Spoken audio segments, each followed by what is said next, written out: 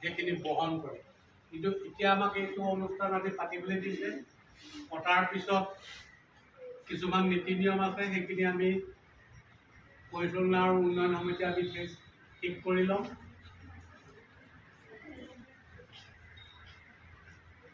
আৰু সবতছে গুৰুত্বপূৰ্ণ কথাটো হৈছে কি, যিসকল ছাত্ৰী আহি এটেণ্ডেঞ্চ দিব, তেওঁলোকৰ নামতেহে পৰিবহণ ব্যয়টো যিখন বাছত আহিব সেইখন বাছৰ অ'নাৰলৈ বা ই ৰিক্সা বা এইখন কি কয় মেজিক এনেকুৱাবিলাকলৈ যাব। কিন্তু তেওঁলোকৰ লগত আমি চুক্তিপত্ৰ কৰিব লাগিব। গতিকে ইয়াত মই আকৌ চাওঁ কিমান ছোৱালীক আকৌ ই ৰিক্সা